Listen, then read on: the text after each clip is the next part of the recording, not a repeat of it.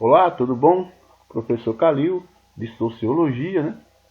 E na aula de hoje nós vamos estudar aí dois tópicos importantes aí, da ideia de agrupamentos sociais, principalmente no grupo social, que é o status social e o papel social. Ou seja, nós vamos aprender, né? Nós iremos aprender o que é status social e quais os seus tipos, o que é papel social e o que ele define, ok?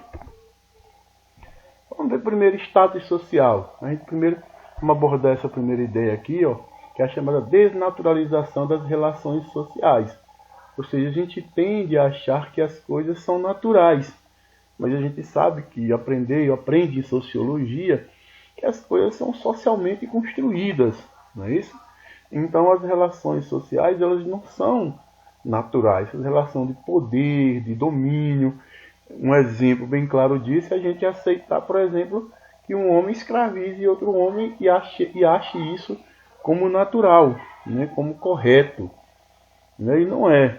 Então a ideia de status social que a gente vai aprender nessa aula, é importante para a compreensão também do grupo social, é desnaturalizar essas relações sociais, não achar que essas coisas elas são naturais, que elas são comuns. A sociedade é uma construção, pois nada biologicamente é determinado dentro de uma sociedade. Não tem essa ideia de dizer que é uma raça superior à outra, né, que o indivíduo é superior a outro, só porque ocupa uma posição social melhor do que a do outro.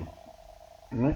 O status, né, social, ele pode ser percebido de acordo com a posição ocupada na sociedade e na estrutura social pelos indivíduos.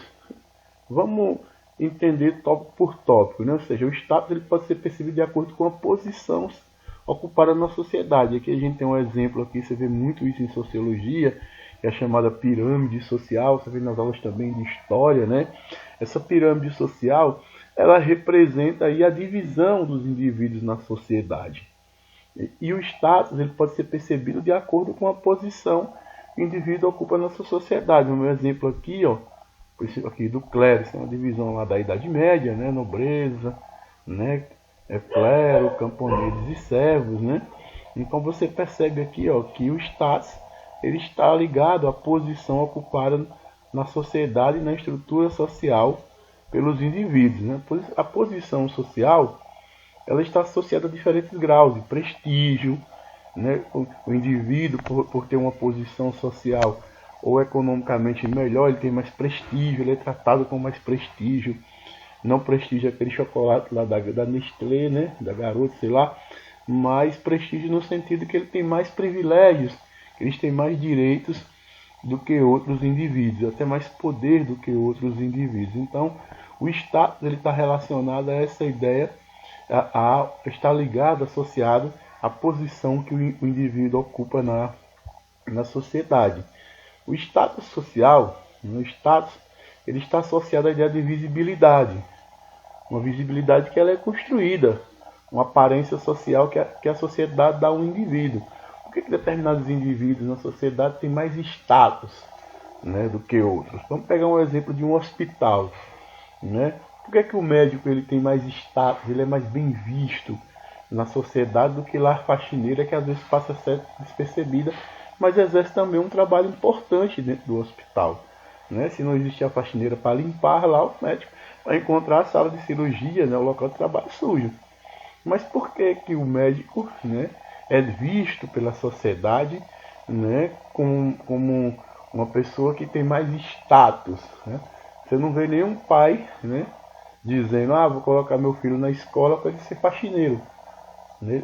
Eu vou colocar meu filho na escola para ele ter uma boa posição, né, para ele ter um bom emprego, para ele ter fazer um bom curso, ter uma boa faculdade, ou seja, uma melhor posição, buscar uma melhor posição na sociedade. Mas esse status, ele é associado à visibilidade, uma visibilidade construída, que é uma aparência social que a sociedade dá ao indivíduo.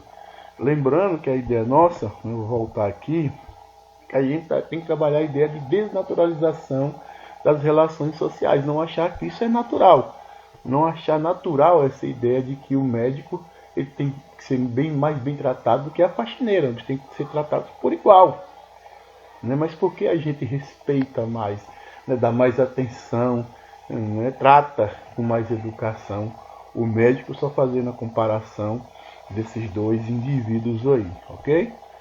Né? O status, ele também, o status social, ele está ligado a diferentes funções, ao posto de trabalho, né? Como eu coloquei agora, ou seja, a depender do posto de trabalho, né? Da sua profissão, o indivíduo acaba, a gente acaba atribuindo mais status a determinadas profissões do que outras, né? Há locais de lazer também, né? Isso representa um determinado status, né? Uma melhor posição na sociedade, né? Por exemplo, um indivíduo que joga tênis, que joga golfe, né? Associa aquela ideia de que é um esporte de rico, né? Mas como sempre estou colocando essa ideia, né? Essa ideia aqui de que a gente precisa, né? Desnaturalizar essas relações sociais, não achar que isso é algo natural. Perceba, né, que o status traz ligado a ideia de prestígio, né, de mais direitos. O indivíduo é tratado, né, de uma forma diferente das outras, né, por conta dos locais de lazer que ele frequenta. Também do partido político e da posição na família, né? Ou seja, a posição que o indivíduo se encontra na família, ele às vezes tem mais privilégio do que outros. Meu pai gostava de dizer, né, ainda bem que não existe mais isso, faço o que eu mando, mas não faço o que eu faço. Né? Ou seja, seu pai proibia você de fazer algo, mas ele fazia. Né? Mas por quê? Porque ele tinha uma posição de mando, né, dentro da família. Né? E eu, na condição de filho, né, tinha aquela ideia de que você tinha que obedecer, né? Deveria obedecer por se tratar, não da ideia de respeito, por ser seu pai, mas de obediência, né? Na questão de que um está acima do outro. Nós temos aí dois tipos de status, né? O status adquirido, né? Quando a posição do status está ligada ao mérito pessoal. Mérito pessoal é aquela ideia de esforço pessoal. O indivíduo conquistou, batalhou, né? Então ele tem um determinado status. É o chamado status adquirido, ou seja, ele adquiriu aquele status, embora, né, a gente coloca aqui, ó, sempre a ideia, né, da aparência, né? Ou seja, o status ligado à ideia de visibilidade construída, uma aparência social que a sociedade dá ao indivíduo, né? Ou seja, e o outro tipo de status é chamado status atribuído, quando a posição de status é designada por outrem. Um exemplo disso é a posição lá de filho na família. Você já tem aquele status de filho, né? Você não conquistou aquele status foi atribuído a você, ok?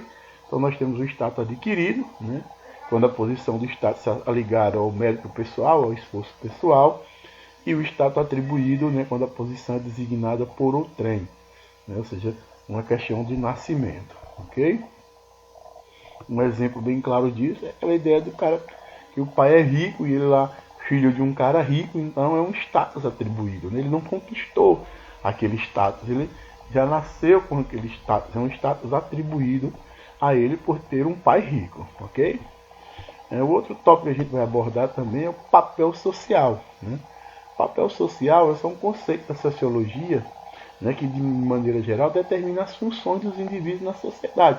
Ou seja, qual a função do indivíduo na sociedade? E essa função é dada a partir da sua posição social, ou seja, do seu status.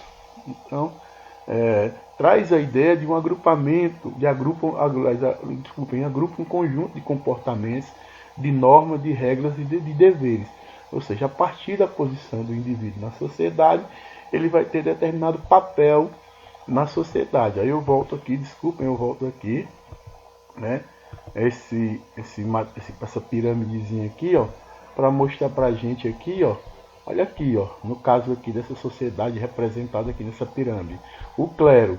Qual a função dos membros do clero? Os que oram da nobreza, né? Qual a sua função? Qual o seu papel social? De guerrear, e aos camponeses e servos aquela função de trabalhar.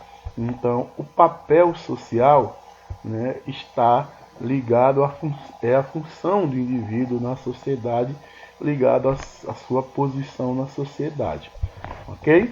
Então, nessa aula, a gente viu aí 2 tópicos importantes da sociologia, que é status social e papel social. Então, a gente viu que o status, né, é a posição, é ligada à posição social do indivíduo, né, e essa posição está associada a diferentes graus de prestígio, poder, direitos e deveres, né?